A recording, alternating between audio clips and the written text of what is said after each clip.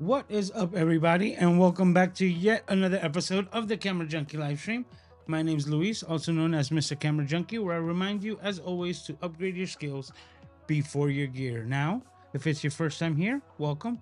Please be sure to introduce yourself into the chat so you can get the nice Camera Junkie Crew welcome. And if and the tradition that we have around here is that we always go ahead and check out to see who are the first members of the Camera Junkie Crew in the chat. And I was a little late today, and I guess people went off to do other things because I have nobody in chat at the moment. So I guess then that's where we're at. We got some viewers hanging out here right now, but nobody is chatting. So I guess we're just gonna move on to the next aspect of it. All right. So all right.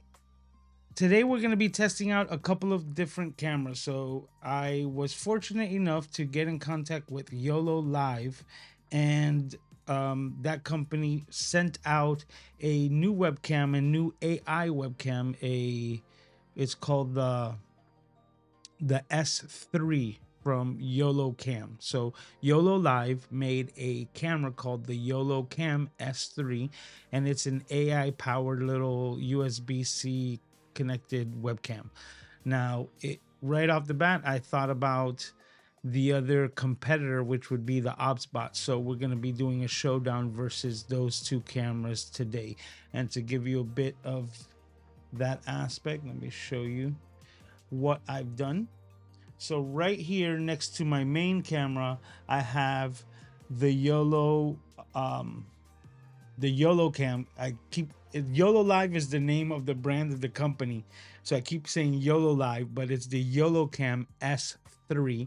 So that's there. And the best thing that I can do was put right on top of it, I have the ObsBot.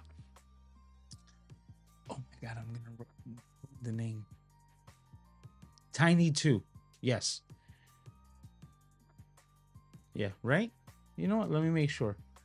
Or am I going to put my foot in my mouth when I can just come over here and take a look at this? And it is the Meat 2. Sorry. See, Tiny 2 is the one back there. That's the one with the moving head kind of well, you'll be able to see it through the other shot in just a second.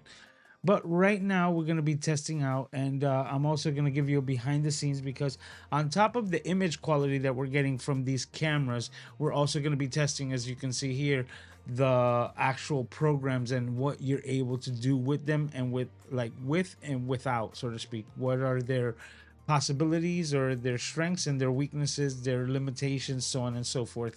Because I think it's not so much image quality, but more or less the software implementation, which I really think if there's things missing either way, it could be simply implemented via software. But let's go ahead and back to the main shot. And what I'm going to do is I'm going to go to my producer view. Okay. And I have my second shot here. This is actually the red camera. I'm messing around with that. So I'm trying to get the highest speed, but even though the camera has a lot of resolution up to 2K that I can actually utilize, excuse me, the older system never thought that we would want to monitor the actual feed from the camera at a resolution of 1080 or 4K or anything higher. So the camera itself has a limitation of 720 out. So that's actually what you're looking at, but it's still coming from a film camera. And this is basically the shot straight out of camera. There's really nothing else done. It's using red color number 3, I believe, that's got onto it. And I don't have pretty much anything done to it as far as the color settings go. So this is pretty much what you could expect out of it. And I'm using this Acura Diamatic. It's a very interesting lens. I've had it for a while. It is an M42 lens. It's a 28 millimeter f2.8.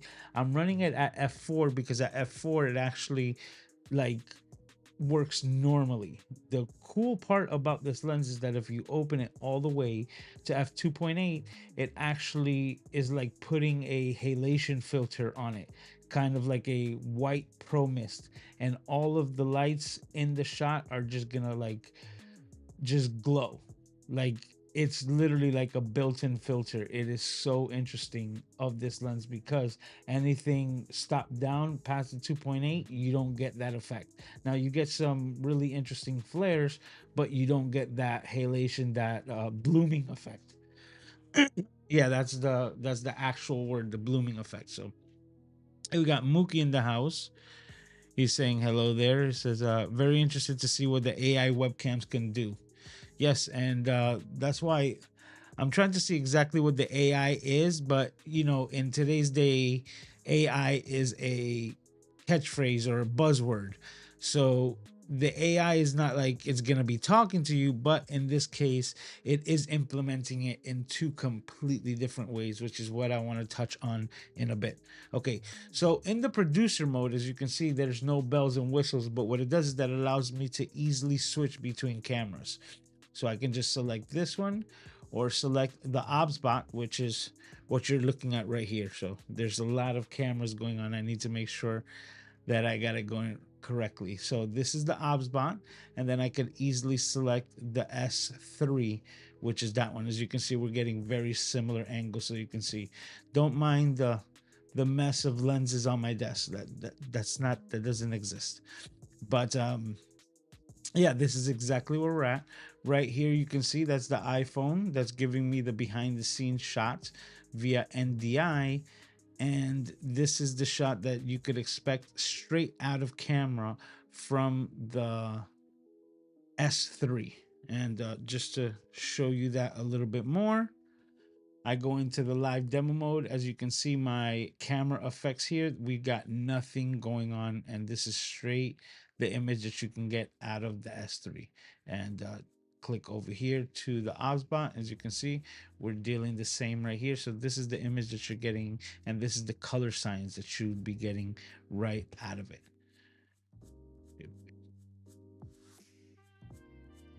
Okay, now that we're out of live demo mode, I'm gonna go into the next scene, which should show you what I'm seeing on my desktop, right?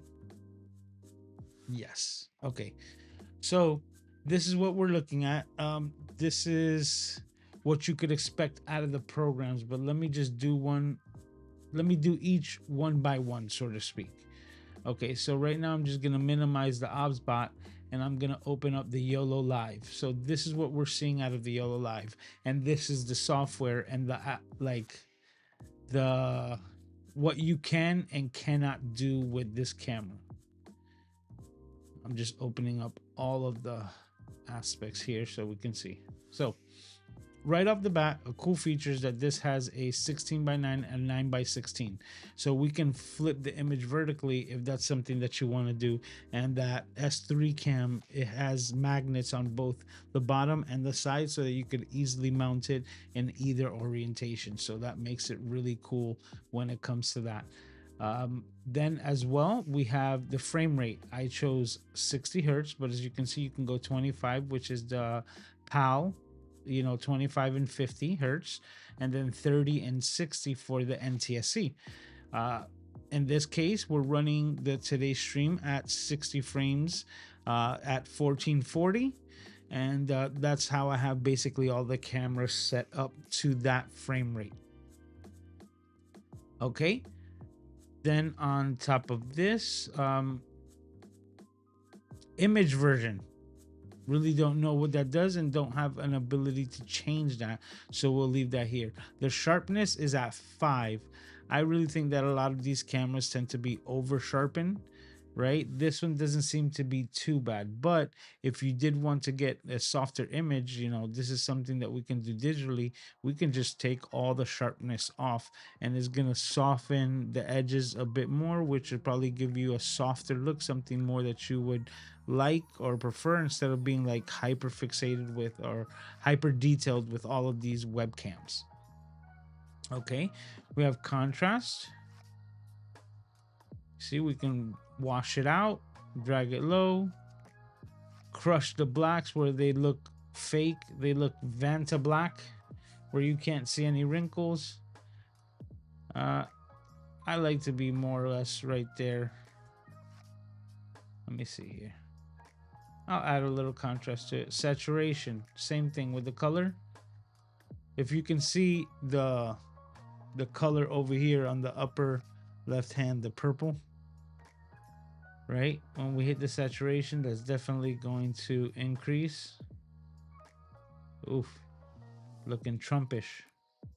Or you can wash it out, which is interesting. You know what? Thinking about it, if I were to leave it like at a 25%, that kind of looks like log footage. I wonder how this would play. Excuse me. I wonder how this would play with, let's say, like a LUT or adding something like that to it. But that's something that you can do right here. The saturation. Put that back to 50. And lens shading correction. Now this is very interesting because when I started toggling with it, it's almost like this lens, and with the sensor and everything, has a very strong vignette. So I'm gonna go ahead and toggle that off, and you can see it changes, like, not so much the color of my skin, right? So if I'm looking at my skin tones, I'm not seeing that really change. What I'm seeing is the rest of my environment going from very bright to this more moody vignette. Now, I'm gonna tell you the truth. I kind of like the vignette, but if you're looking for this shading correction and you want an overall bright image, this is something that's available. And this is where I think the AI aspect has to deal with it. The other AI aspect that it has to deal with that I feel in this camera is the focus, right? Which is the next feature here. Now, the focus, you have 3 different types. AFC, which is, I guess AFC is always continuous, right? That's what I would say, like autofocus continuous. Then AFS is single shot, excuse me, single shot or like single setup. That's usually how it does. And then face, which would be tracking my face. So if I were to click that, as you can see, it automatically just starts tracking my face. And that's the main point of focus, as you can see. If I were to put my hand up close, it doesn't matter because it's tracking my face. So I would have to block my face for it to pick up the focus on the hand. But then you're dealing with like the old Sony science, so to speak, where it wouldn't, it's always looking for the face, and you'd have to kind of block your face for it to focus anything else. right? And you can see that by the box overhead. So that's where that works. But then you have the single, as you can see, it's a small box, because that's where I think it stands for. I don't think the S is for single, I think it's for small. And C, I guess, would be centered. But either way, like you just saw me, you have the ability to move the location of the box in which you want to focus. So if I were to get outside of that box, you see, and lean in close, I am now blurry. I am in the bokeh zone because I have the box focused over there. But if I wanted to change it, I would just put that over my face, and you can see now, or here, now it's actually focusing on the correct area. But it gives you the ability to select certain things, because this is more for like a showcase mode. So I would say, like, if you were doing this, this still gives you the ability not to track on the face, but as you can see, I don't have to cover my face completely.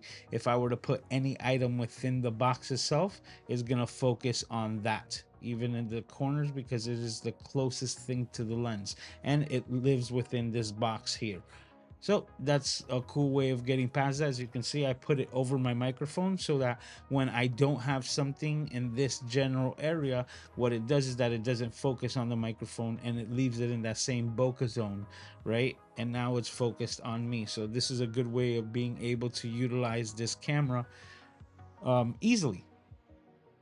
Or you could just stick it to face, but then you'll have like situations like that where it just won't go because it's gonna stick to your face, right? All right. Now, this is another cool feature, which is the zoom. And they kind of like emphasize on the zoom. There's a really good zoom. I actually think that, the because of the optics, you're getting the highest quality zooming in. But I would like it, like Ecamm, to have given you the ability to just kind of move the zoom within the window, if that were to make sense. Almost like that feature from the Apple, the center mode, right? Where it's always going to keep you centered, even though you're within the wideness of the frame. Excuse me. So let me explain exactly what I'm talking about. So right here on the wide to telephoto, right? It's very finicky, but as you can see, you can go by it. If you were to just click the T, it's going to go all the way in. As you can see, like, take a look at my beard. It's giving you very high quality. Like, this is a very good zoom in my opinion, right?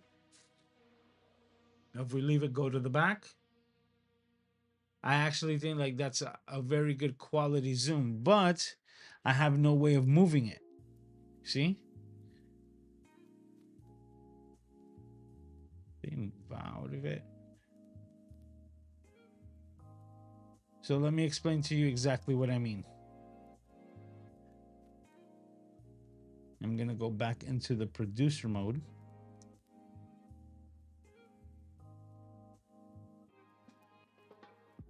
Right?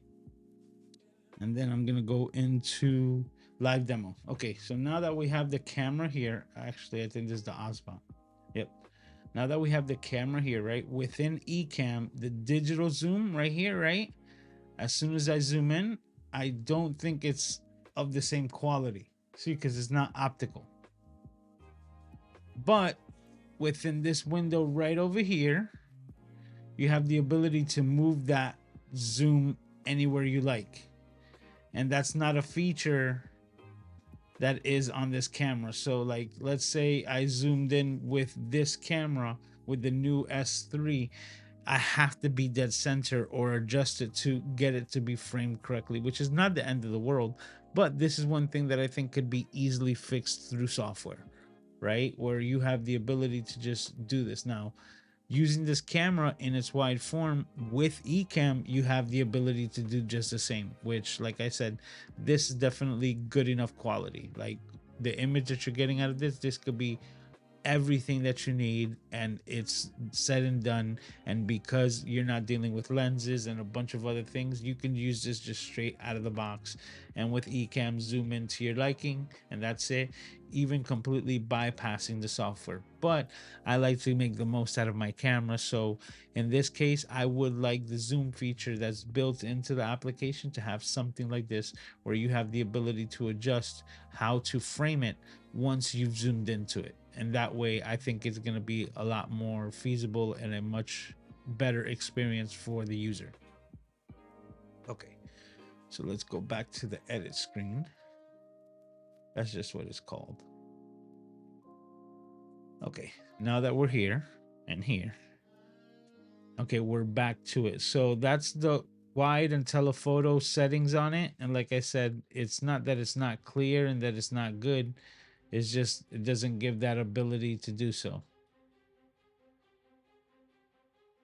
And just a reminder, we're still playing the game, guys. So we have the scavenger hunt. If you saw the countdown, the 3 things that are, you know, Easter eggs throughout the scene is a roll of film, a thumbs up from Matt Haas, and the the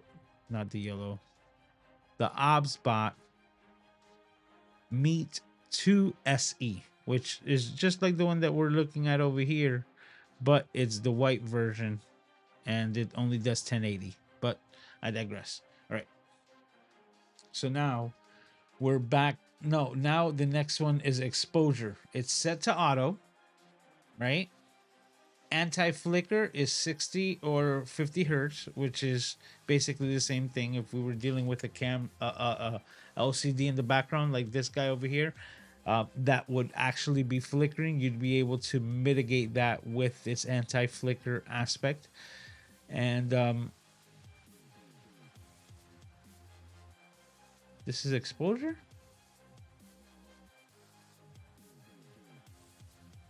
Well, we'll check that out. Okay, it's set to auto, so I guess it's not doing anything. Let's click over to manual, and definitely got some different controls. I have it set to ISO 800.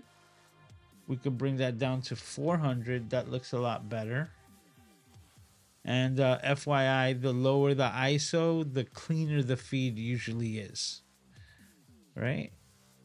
Actually, 250 looks good. 200's a bit dark. 250 looks good for the cleanest. Now we have it 1/60 because that's the way that we have our frame rate. But if you wanted to slow that down, oh, we're shooting at 60, so it's not giving us that option to go lower. Okay, you can go higher but not lower. Hey, what's up, Kathy? How you doing? Hey, Kathy, I just reminded everyone the scavenger hunt Easter egg is still going on. The red card was replaced with a film canister. So we're doing the film canister, the Matt Haas thumbs up, and the Meet 2 camera. Okay. So that's basically it when it comes to exposures. You can see you can just set it up to your liking. We'll leave it at 400. Exposure 1/60. We're good. Now we're going to white balance. We have auto, but then we also have manual. We go manual. Ooh, that looks very pinkish. We can hit it up to 5600, 56 Kelvin, and that should be just about right. But now it looks like my exposure.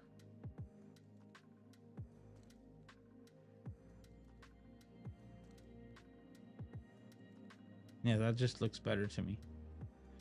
But this is all to your liking, right? Depending on your skin tones and the look that you're trying to go for.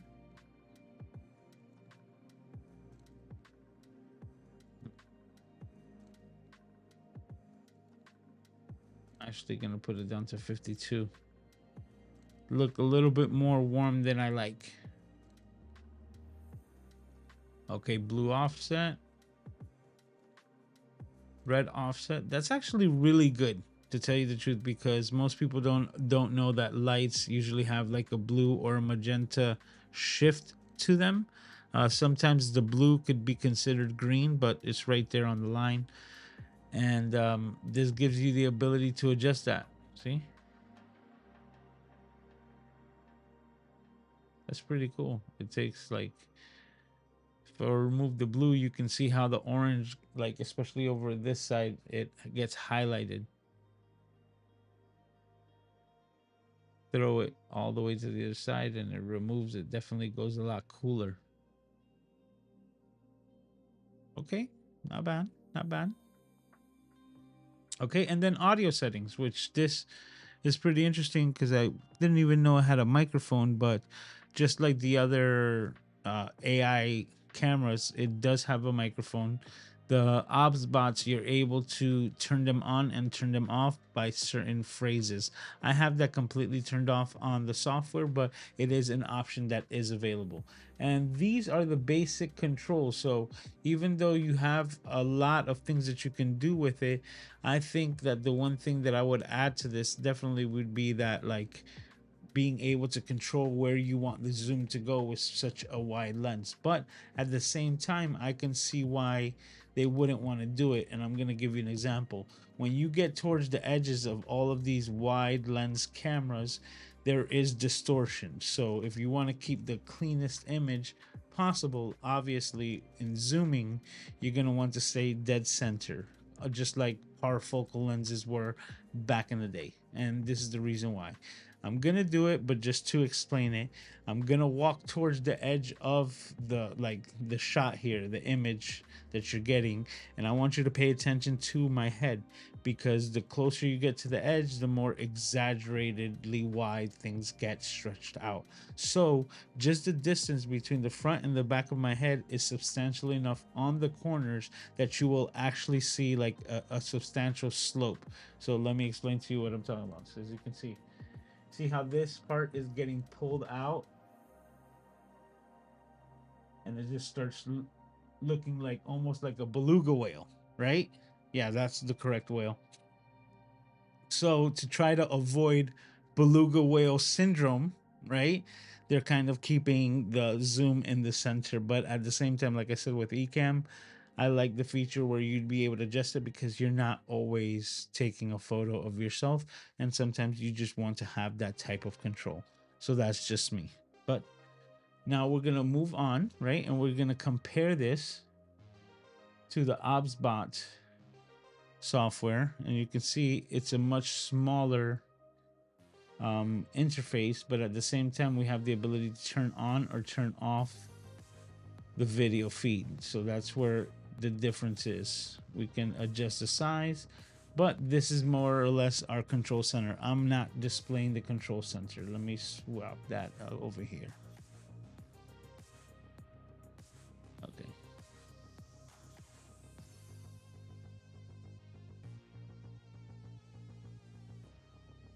Sure it all fits.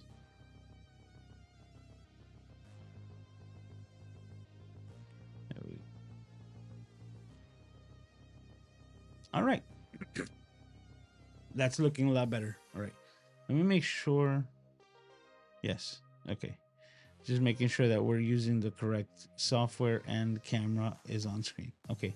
Perfect. So now this is the image directly out of the OzBot Meet 2. Now this also has the capability of going 4K, but obviously we're running the 1080/60 in today's stream. But I do have them set up that way, so whatever upscaling would be available is being applied to it right now.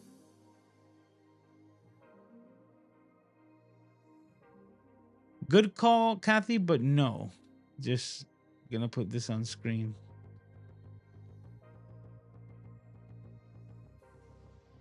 All right, but let's get back to it. Oh, my bad. All right.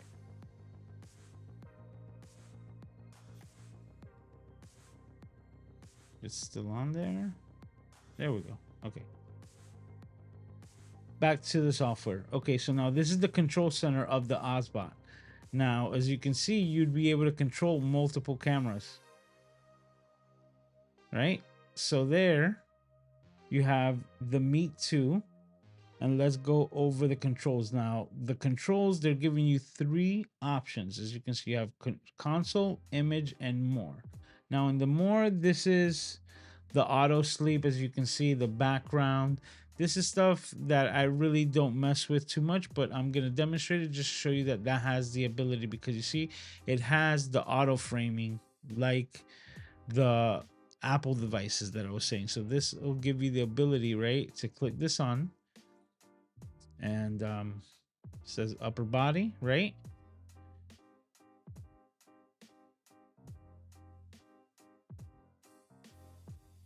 Execute zoom. So now if I were to do this,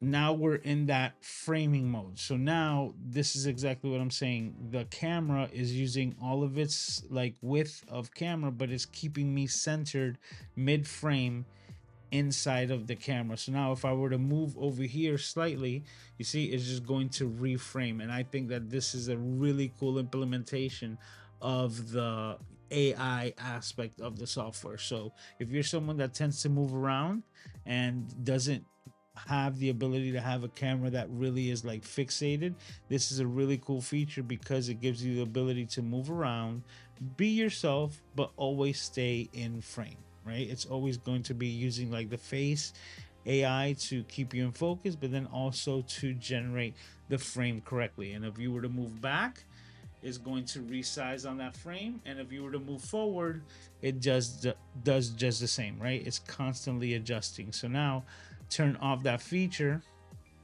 right? If I wanted to zoom, I would hit the L. Let's see if maybe with the auto framing, it's not giving me that ability, but nonetheless, these are options that you have available here. So I'm gonna then hit my hand over here and lock it, and now it's just back to normal. But that's another cool feature of the ObsBot, right? The ObsBot has the ability to give it commands just by giving it a couple of key features that it recognizes just by hand gestures. So on top of the audio control that you can have with the ObsBot, you also have this just simple control, which is good for certain features. So now I'm just gonna go ahead and turn this off, right? The reason why is to demonstrate another way that I like to use this zoom in, zoom out feature, right? Because now what I'm gonna do is I'm just gonna turn on the face tracking if I can.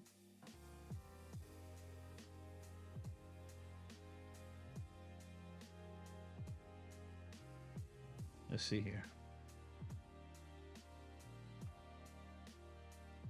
Did I hit the right button? Am I doing it right? Let's go to the console.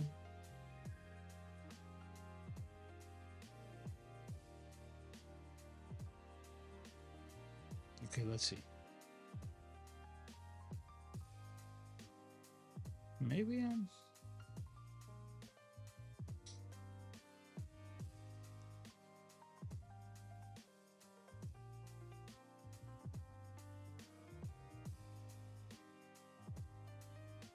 Okay.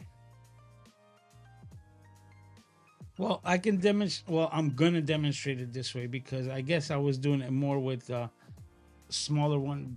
This one over here. If I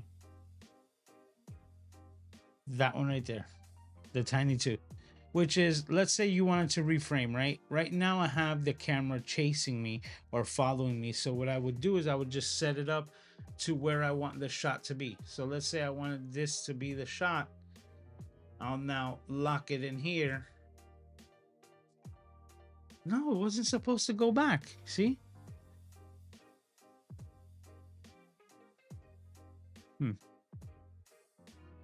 We're learning together, guys. Ernesto, what's up? How you doing, man? We also have Nathan Rich.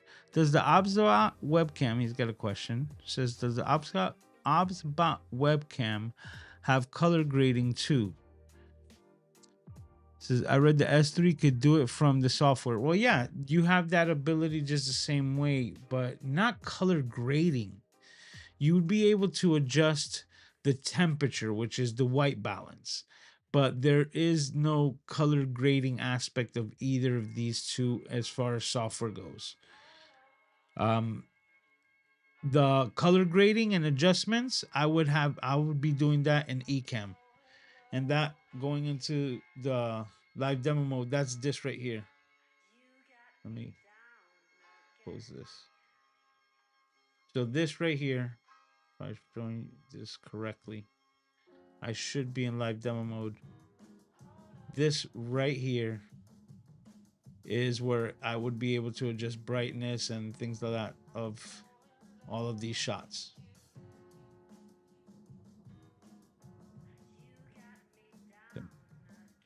Okay, back to this shot here. Okay, so that's one of the cool things that I like about the ObsBot, which is I've been able to just frame it and then shut it off, and then it's no longer like framing to me. It's going back to normal. Let me see. Let me see if we leave this here, turn it on, right? It adjusts. If I turn it off, no, it's going back to wide. Interesting. It says sleep background flip. I don't even know what that means. And sleep time, auto sleep after 2 minutes of not being used, which is a cool thing. 2 minutes after I shut down Ecamm, all of these cameras shut off automatically, which is pretty cool. But that's the more feature. Now let's go to the image section. The first thing that I see here, which is super, super important, is HDR. So you have the ability to turn it on or off, but it's almost like the vignetting feature of the previous one, right? It's almost like an overall brightness. But HDR stands for high dynamic range, so that's what it would be. We have it set to face autofocus, so that's exactly what it's doing. If I were to put my hand here, it's still... Oh, turned it on. You know what? Let me turn it off completely so that it doesn't bug us anymore.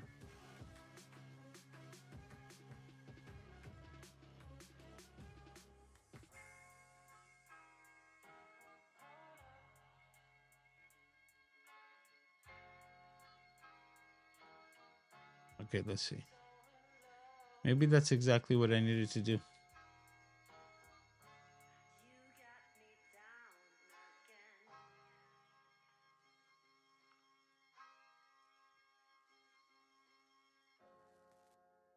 No, it's doing one by one.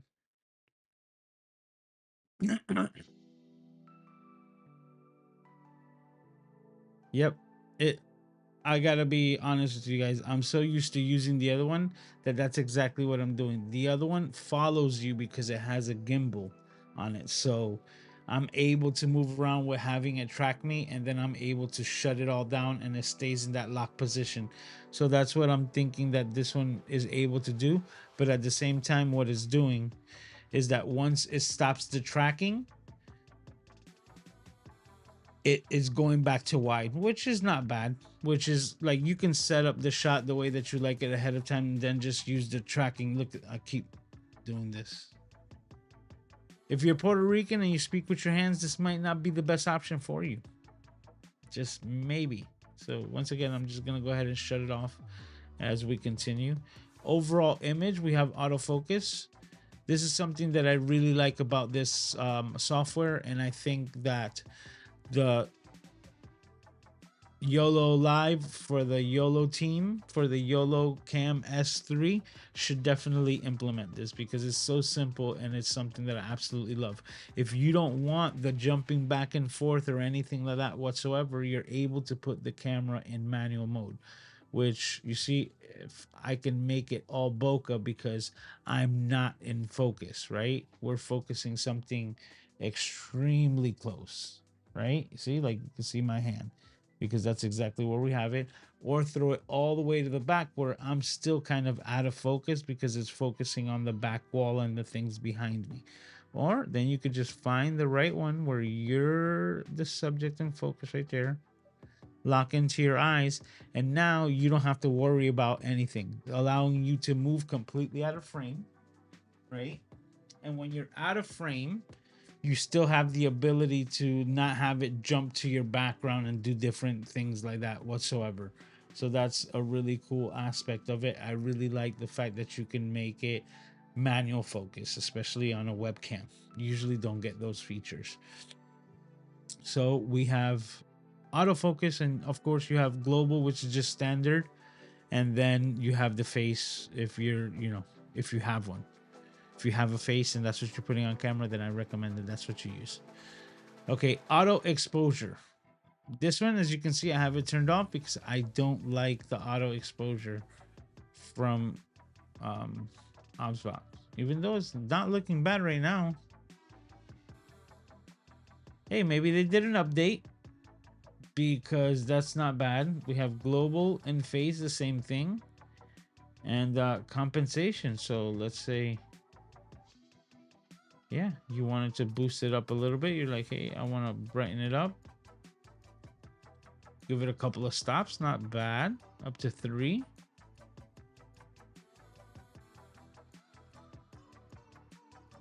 But as you can see, I have mine set up, and now it looks like we have very similar settings.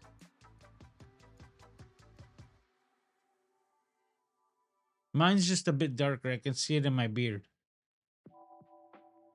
See right there, the auto exposure is just brighter.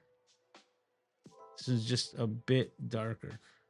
Anti-flicker is the same. You have either 50 or 60 if you have one of these LCDs that's flickering, or a television, something of that sort. White balance. Have it at 56K. You can put it to auto. Man, this thing is doing very well.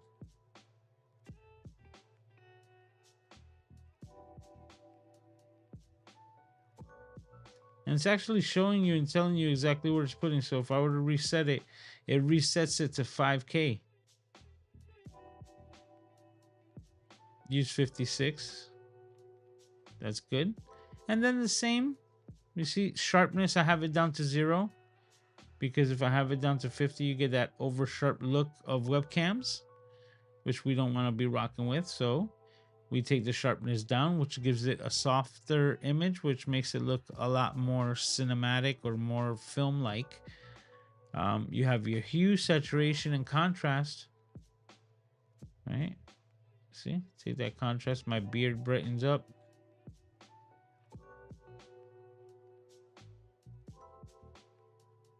That's good enough. There we go. And then the console itself, this is another cool aspect, right? Because when it comes to the wide, you have 3 options. So you have wide, medium, and narrow, and these are just preset, right, as far as the zoom features go.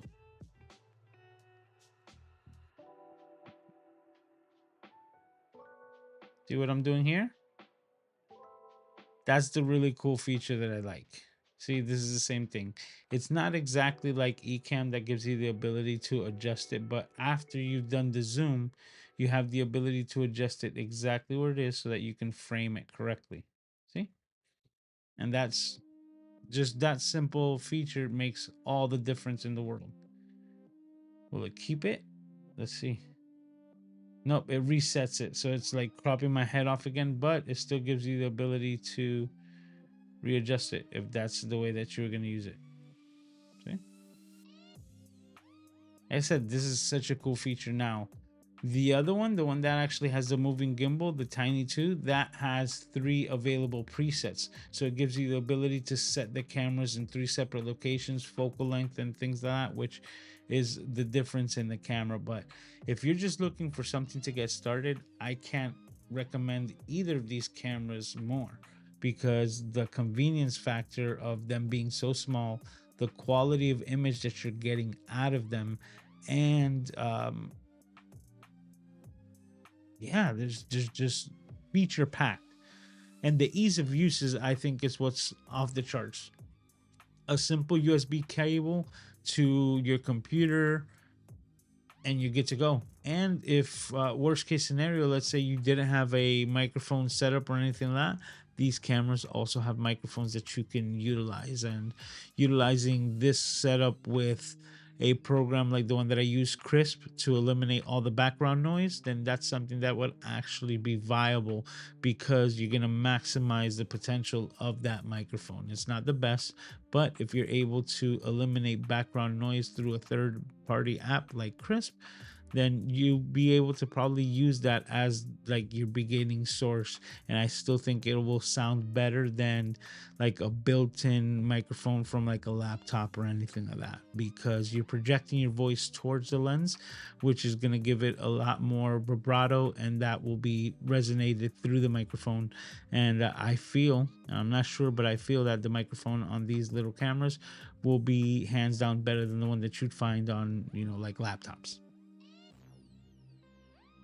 And then bam, we go back to wide and we get everything in the shot. Right? Auto framing. See? So I think that's the same thing. It's off on this column, but I turned it on over here. It says upper body, single close up.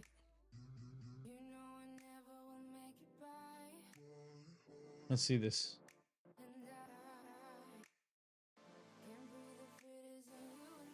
Turning it off or no? Nope.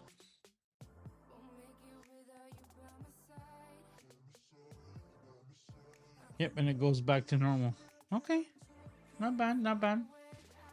Well, that's the differences between the softwares, and I really think that the being able to go anywhere that you like and the manual focus are the things that are being like missed on the other software. So we can go back to it. I think if you were to add that to this, we'd be good to go. Now, this has presets which you can save, which is not a bad thing. Like, I don't know if I can implement them to like the Stream Deck or anything like that, but you do have your standard image, which is what comes straight out of the box. And then this one that I put, like, look number. Oh man, that looks horrible. What was I doing? I must have been dealing with a lot less light, because that looks hideous.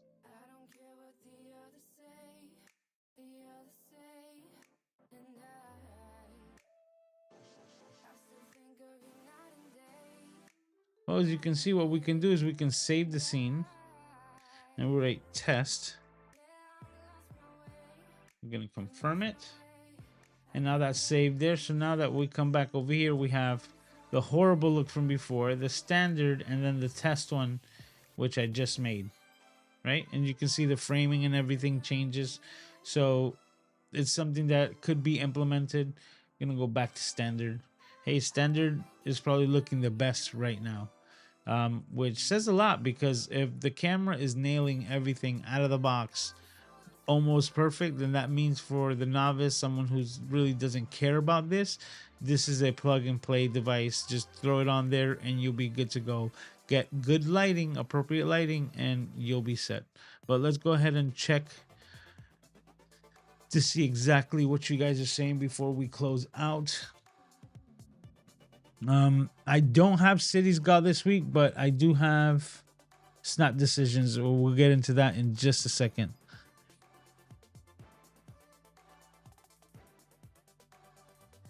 So we were talking about,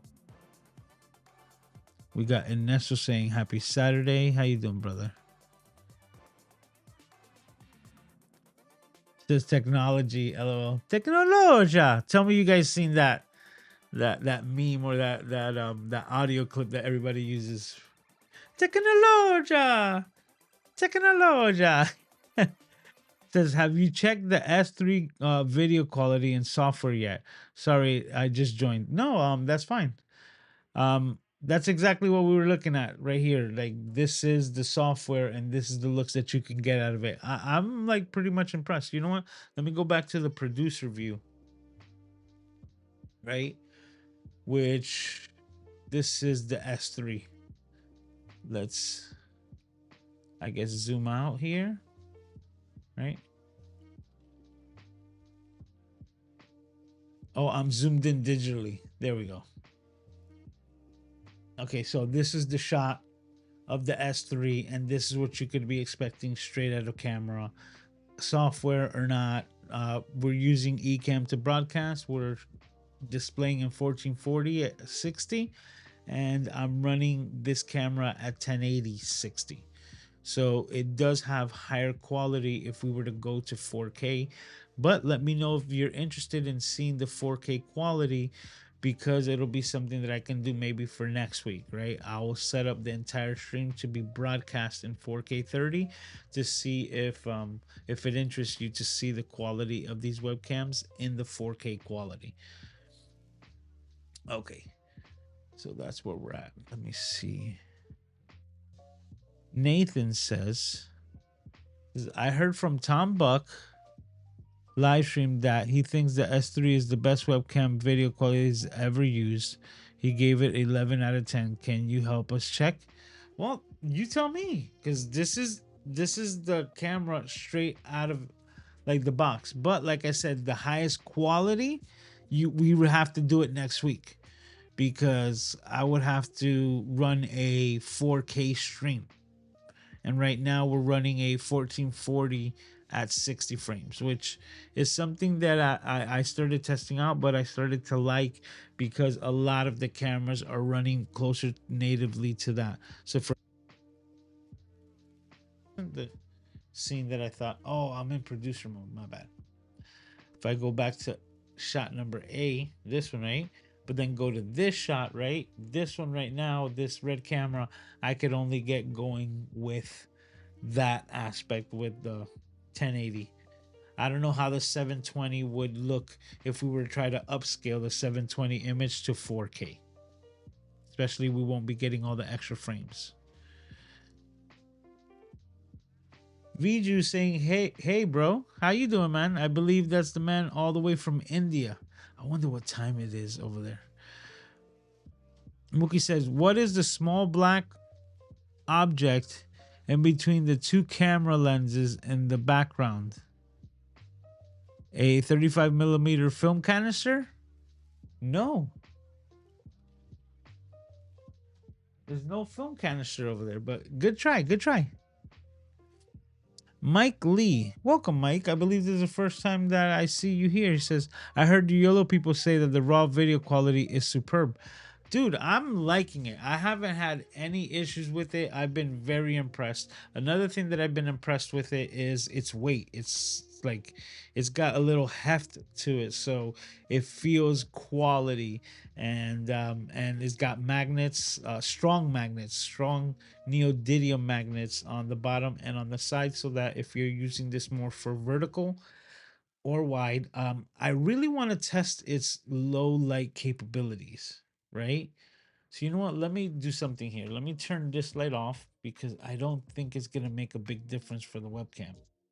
So this is my fill light. As you can see, that still looks pretty good, man. I think so. Now I have my light set up on the phone that you're seeing right here. Uh, but you tell me, because I have I even have it set up softly, right? I don't have the sharpness all the way. Actually, I stand corrected. Let me see. That's, there we go. That's the softness -10. And I'm just checking out. Dude, like, you're getting blurry backgrounds in the back from like a webcam. Like, I can't say anything. I think this is better than you would get out of an iPhone, right? And that's where I would definitely put the quality difference. For example, let's go ahead and check it out. This is the iPhone shot, right? And what I can tell you about the iPhone shot, something that I've always noticed, is like everything is in focus. See, like everything is in focus in this shot. Like you can see everything clearly, nice and sharp, which is amazing. You understand? It works very similar to the human eye, where you're seeing pretty much everything nice and sharp. But if you want to get a little cinematic with it, right? That's when you jump to one of these cameras, and as you can see, like all my lenses in the back, they're nice and blurry. You're seeing the focus work as it's pushing and pulling, but it's not to the point where it's being like distracting. At least I don't think so. And to me, I'm impressed with this camera. Especially like I said, it's plug and play. It's not gonna be something high end. It's not gonna be a Red Cinema. It's not gonna be a Sony A7 R2, right? You're not going to get that. But at the same time, if you're not looking to invest all that money and you're just trying to get an image and something reliable to work for you at all times, I would have to recommend this over a phone, especially if you're doing anything like this as far as a live stream or in a webcam sort of speak, right? Instead of using your phone, which you're going to be using for a variety of different things, and then probably distract you from doing the content that you want to create. I highly recommend you having something set up like this that it's now part of your studio and it's so small, man, you could literally put it anywhere. You can get a small little tripod like this, throw it on there. This sits on your desk or it doesn't, right? You will only put it on your desk when it is that you're going to use it. I really think that this is more than adequate. And really depends. Now, the only other test that I need to do is put it to the 4K test because it has 4K capabilities. So that, hey, subscribe, tune in, make yourself a reminder for next week Saturday when we're gonna be doing it all over again. See, Mookie says these cameras have a lot of nice features, and I agree with that. What is up with my comments today? You know, let's make that a little bit bigger.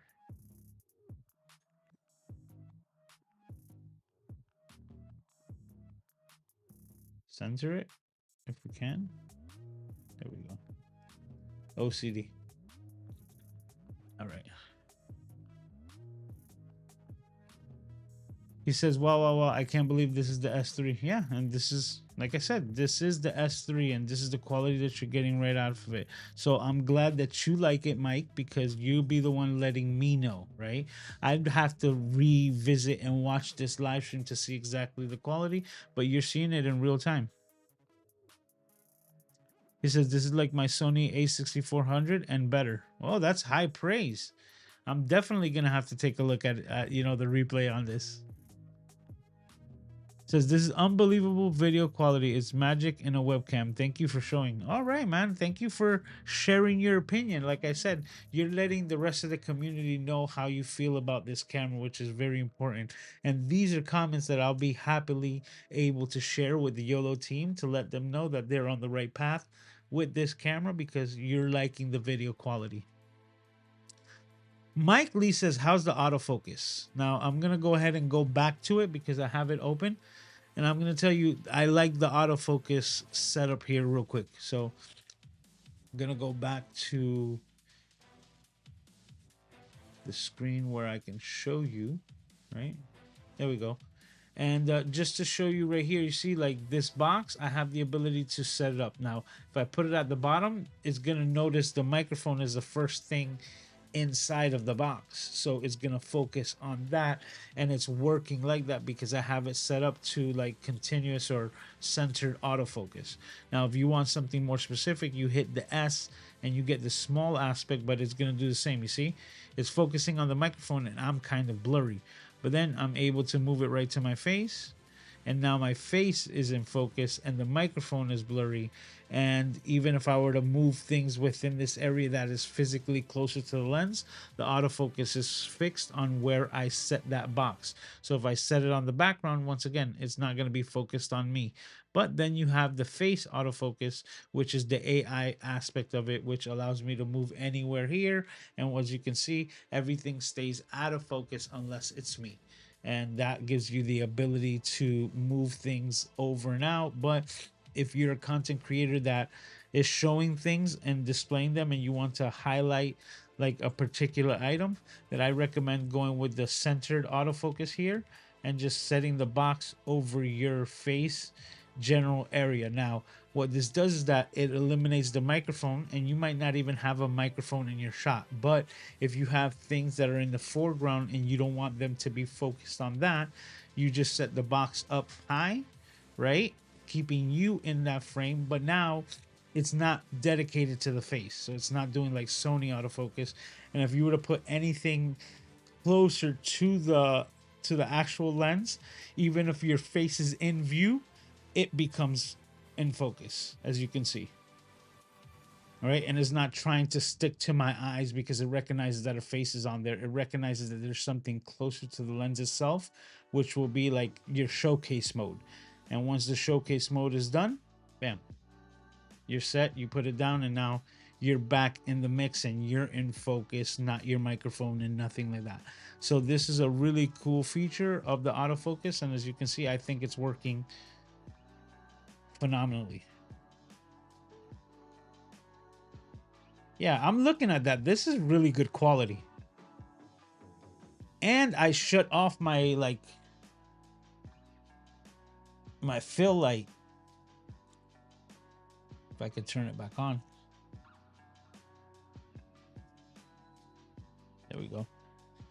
And I feel like could make all the difference in the world when it comes to showcasing these items. Now, going back to my producer mode.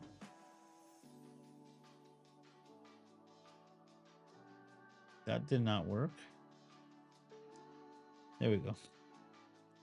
This is exactly what it looks like, you know, outside of it, right? If I were to drop it into this area, right, it goes blurry because now it's focusing in the box that lives in this area. But if you were to be highlighting or showcasing an item, yeah, from what I'm looking at right here, man, guys, this is really good quality for a webcam. All right, let's go back to it because I want to get to these questions real quick. How do you like the room achieve such quality with this webcam? Oh, well, I appreciate that. I have a couple of video or dedicated video lights. That's the correct way of saying it. So, the standard lights that you would get in the room, I wouldn't recommend, obviously, because they might have a flicker. I know that some people use LED lights, and you'd have to be careful with them because if they're not dedicated for video, you might see the flicker. But at the same time, that's when you can use that feature of anti-flicker, right, on the camera, which in all sincerity, I didn't even mention it, but it will probably be more useful for flickering light bulbs than it is for flickering LCD screens, because you'd probably encounter more flickering light bulbs than you would flickering LCDs.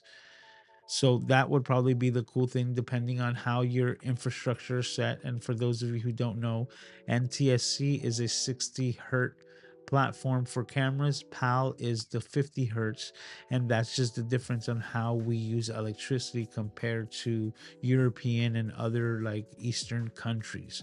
So for that reason is why you have the difference in the flicker rate. If you are in a 50 hertz region, you know, on the east side, and you're using PAL, then it's could have the ability to flicker because of the lights running at the same frequency. So you use an anti-flicker of the 50 hertz in those regions. North America, or the Americas better said, we use the PAL, and that's at the 60 hertz. So that has to do with the actual hertz of the electricity that's running through all of our electronics. And a lot of times when things synchronize, they start to flicker, and it's very similar to like if you experience seeing a wheel like of a car next to you in the lane next to you on a highway almost look like it's moving backwards. It has to do with very similar, like the frame rate of the spinning wheel and how you're able to observe it with your eyes. It's moving faster than what your eyes can capture, so it actually looks like it's moving backwards, if that were to make sense. That's a good enough explanation. But the dedicated video lights that I have for this is actually, let me show you the behind the scenes.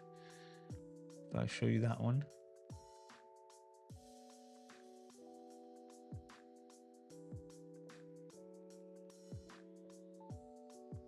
That is a Ulanzi 60-watt light, and the way that I have it, if you can see, like I pulled it out, I just have a white wall in that corner and I left it completely blank, and I am just bouncing the light off of that and giving a nice glow. So it literally makes effectively, like as you can see my hand, this entire area is like my softbox now.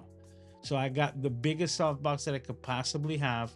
I cranked that buddy up to 100, and that's the way that I'm getting the drop in here. Now, because I have this shelf right here between me and that light source, is why I also have this light bulb here. This is a Ulanzi inflatable bulb. I have it at 10%, and this guy is just my fill.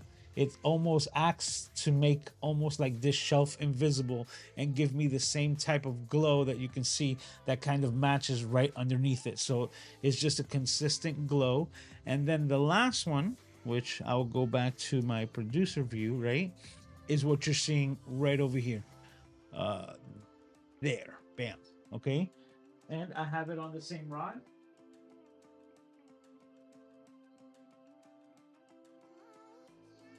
And that one, I just have it doing very similar, the same. I just have the light being projected against the ceiling and then causing like that glow to come over, which is what's separating me from the background and just giving me like that little line over even dark shirts. So that's my kind of like 3 light or 2.5 light setup for the glow. And it's a very good point that I would like to emphasize, that if you get your lighting right, you can make any camera really look good. So there you go. You know, of course, there's the saying lights, camera, action, and I always emphasize use them in that order, right? Lights first, then your camera, and then action. And in this case, if you get a set of good lights, you can use a webcam like the S3 and get a very good image quality. Now, these lights that I just referenced to you do not break the bank. I believe the 60 watt was $100 to $120. I got it on sale for 80, and the 40 watt over here that actually has a battery encased on it, I got it for the same price. They usually run for like about 100 to 80 to $100, and I got that one on sale as well for $80. So $160 invested into a couple of lights, and they're more than adequate. And like I had mentioned, this small one from the back, the 40 watt, the LT028 from Ulanzi, actually has a 3000 milliamp battery built into it, so it gives you the ability to go like on the run, or in other cases, let's say you were to lose power, it will be able to sustain itself for a little bit. To show you,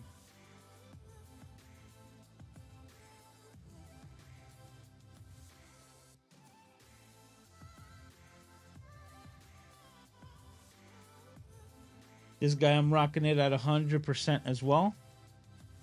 The LT028 right there, 40 watt. So with 100 watts of lighting power and about $160 invested, you can get yourself a really nice image in a lot of cameras, including the S3.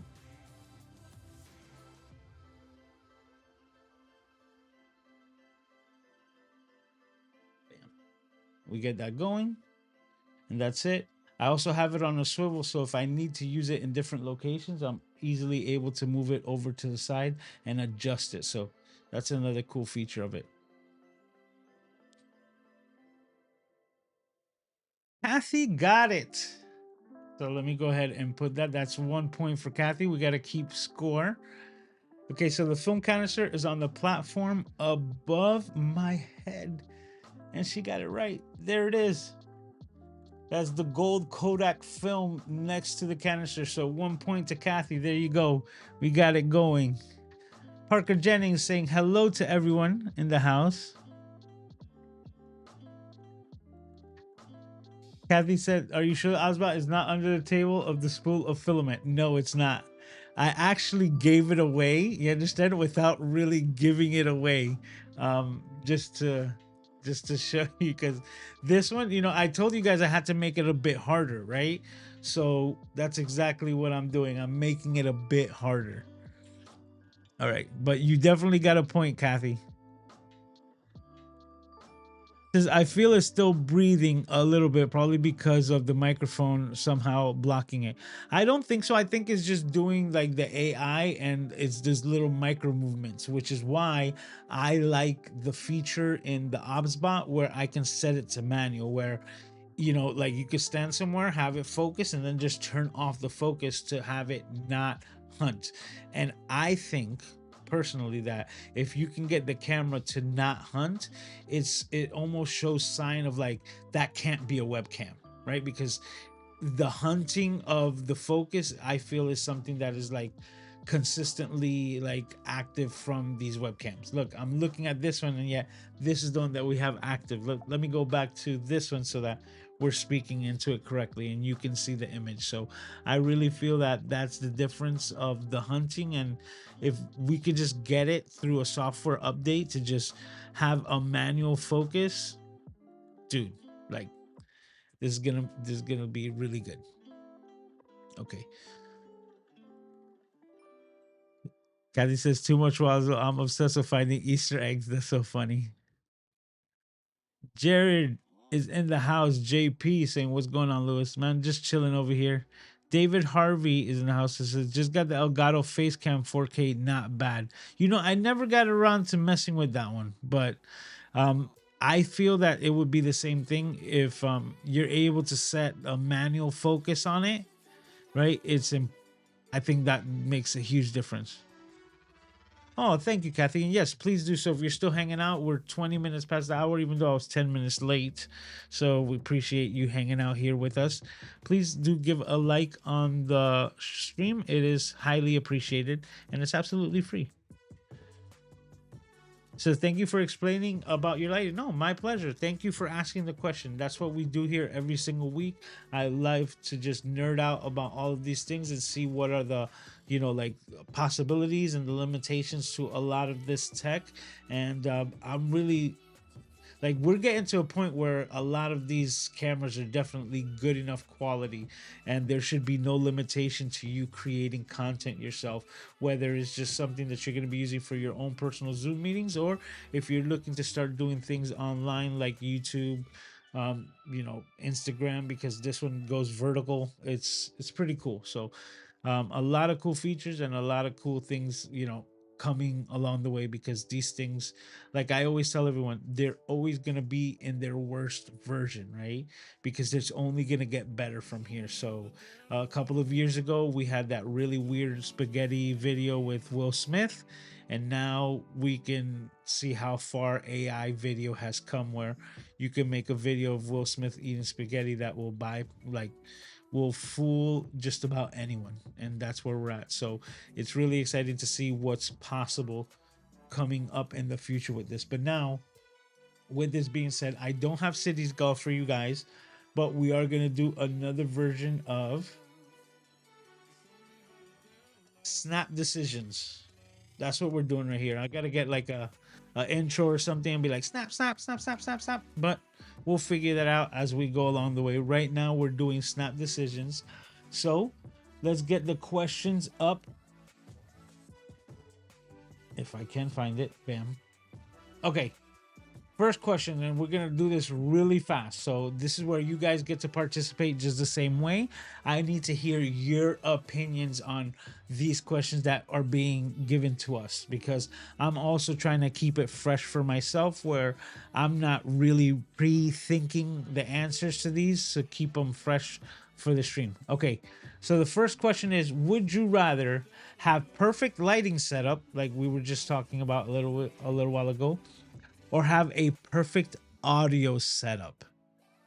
See, that's a good one. So we had just mentioned that being able to get a nice lighting setup, even if it's just with a couple of like inexpensive lights, but they're dedicated video lights, can make all the difference in the image that you're getting out of your like mirrorless camera, whether it's a webcam, so on and so forth.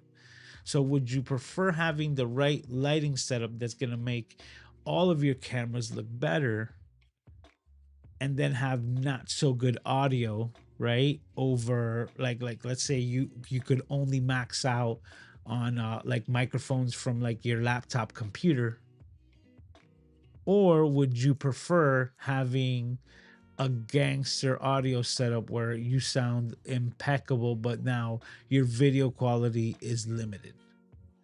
In this case, and I've said it many, many times, I'd love to hear what you guys think. Even though I'm a camera junkie, bad audio is unwatchable. So if it were to be me, I can deal and I can mitigate with not having the perfect lighting setup. I'd be able to string together some lights, something janky from Home Depot, get a floodlight and bounce it off of a wall, do something of that sort and kind of MacGyver my lighting setup and have a perfect audio quality, because you've never heard somebody said like the video was so bad that my ears were bleeding, right? No, let me correct that. I said you never heard somebody says the video was so bad that my eyes were bleeding. Yet when it comes to audio, people be like, bro, that was so bad that my ears are bleeding. And this is a common thing because the sensitivity to audio is heightened compared to what you're able to see. And I always reference like those old bootleg movies that we would hypothetically watch, allegedly back in the day, that if the quality was good visually but the audio was off, whether it's like crackly the audio or that you couldn't hear what was going on in the movie, you wouldn't be able to watch, allegedly, this bootleg movie, right? You wouldn't be able to watch it. But if you had a like really grainy video but it was centered, even if it wasn't centered, it could have been off centered, grainy video, but the audio was there, you'd be able to follow along with the movie. And even though you're not seeing it at the highest quality, you're still able to enjoy the experience. So that's why I would go audio over video all day. Even though I'm a camera junkie and I love them, I understand the hierarchy. So that's mine. And Mookie says the same thing. He says audio over video. It says, I can't hear it, I tune it out. You see? This is exactly my point. Whether it's bad audio or that you can't hear it, a bunch of different things. There you go. All right. Next question is a little bit harder, right? Would you rather be locked into shooting vertical video forever or horizontal video forever? So if you had to, like, there was a huge divide and now you had to go either left or right. Left is vertical, right is horizontal, and that was just going to be the road that you were set on for the rest of your days. What would it be for you? And for me, it will have to be horizontal. I'm trying to do my best. I'm trying to do my best right now in getting the video from this to be like widescreen, right? I'm trying to get the widescreen video out of it at the most. Yeah, because right now I have it like the full 4K, but I can set it up and we can make this cinematic in no time. In no time. You know what? I'm gonna do it. That's what we're here for. Give me a second.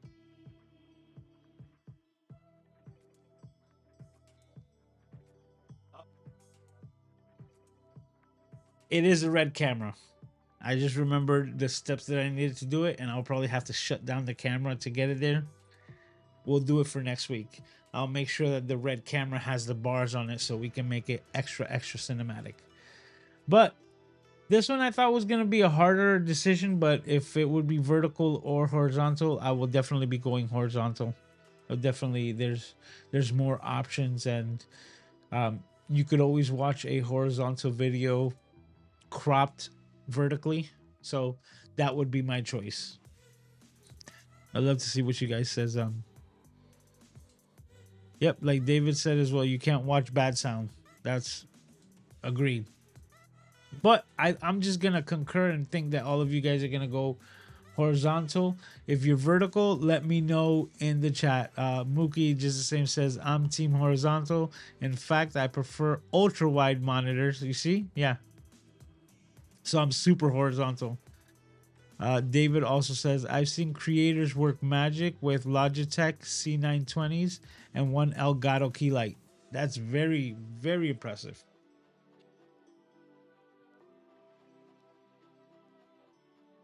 Oh,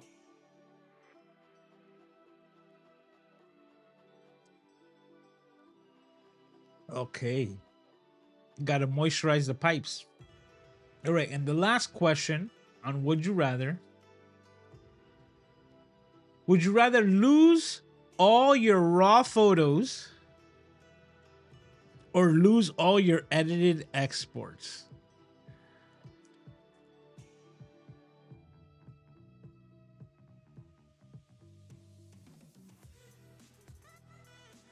Oh, that's a good one. Because this is the way that I think about it, okay? You lose all your raw photos, that means you've lost your entire catalog. Like you lost everything and now you're starting from scratch. But if you lose all your exported edits, you've lost all the time that you've invested in that work. And if you're anything like me, you've spent hours, and I mean hours, just editing things that nobody's ever going to notice. But you've seen it, so it's like a splinter in your mind. You're like, oh, gotta do it. And that's just the way that I am. So I know that my edited exports have a lot of time invested in them. But if I had to choose, if I would rather lose all my edited exports, because even though it would be time wasted, and that's like one of my biggest pet peeves, I hate wasting time. um I guess that's just because I have so many things to do, and I'm constantly like, I feel like I'm constantly behind the eight ball because I need to learn how to be omnipresent. But at the same time, I can see that if I at least have the raw photos, right? I could always go back and maybe learn new skills and edit the same photo that I had edited already in a better form, right? Because we're always upgrading our skills. So the skills that I have to editing today are going to be far more than the ones that I had 5 years ago. So an exported file that I had 5 years ago, I still have the potential to fire it back up, open up my editors, and go to town with new skills. So if it were up to me, I would rather lose all of my edited exports. And that's my would you rather. So for the first one, I would have better audio over lighting setup. Question number two, I would rather have horizontal over vertical.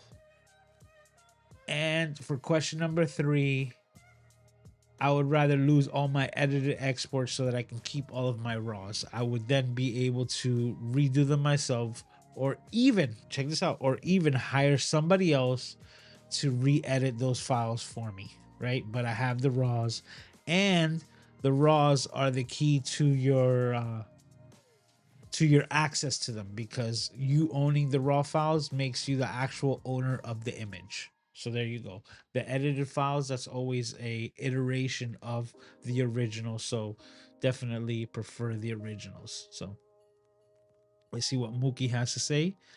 Said, I would rather lose my edited exports. I think having developed my skills and edit, you see, we're saying the same thing. Prefer to edit the raw files if necessary, and that's always why I keep the raw files as well, right? Because after you've edited, you're like, I have the raw files. I'll redo that in like 5 years to see the difference. I'm like, you never get back to them. I have so many images that are backed up in raw that I just don't know when I'm gonna have. Ooh, excuse me. Apologies for that. For anyone that I might have made yawn. um, but yeah, I've never gone back to it, and I don't see when I will have the time to actually do so. Here's hoping, right, that I have a lot more free time that I can say, hey, you know what? I'm gonna go back to editing my old files, or maybe even make that a live stream that you guys might want to see here. So if that's something that you want to see me editing my old images, and we could just do it on a random live stream, because on top of the weekly live streams that we're holding here every single Saturday, and this being episode 253, and if you're wondering what that is, that's 253 consecutive weeks of the Camera Junkie live stream every Saturday night without skipping a beat. Sometimes we're a little late, my fault, but at the same time, we're always here. So you can mark it down on your calendar, something that you could always rely on. And I can't thank all of you guys that make this possible for me week in and week out. But if this is something that you would like to see, some extra streams, like earlier this week, I did an unboxing of this same camera, the S3, and just give my first impressions of it. That's here on the channel. If you want to check that out, you can do so. And if you haven't done so already, make sure you're subscribed so that you don't miss the next upload or the next live stream of the Camera Junkie Live, whether it be random during the week of me doing an unboxing or maybe editing some live photos, or if you want to catch the live stream that we do here every single week, make sure that you're subscribed and that you're notified for that. So that's where we're gonna leave this week. 200 and episode 253 is now in the books. Oh, how did that get there? What? I had been looking for that. I had been looking for that sound effect for so long. This Doc Rock laughing.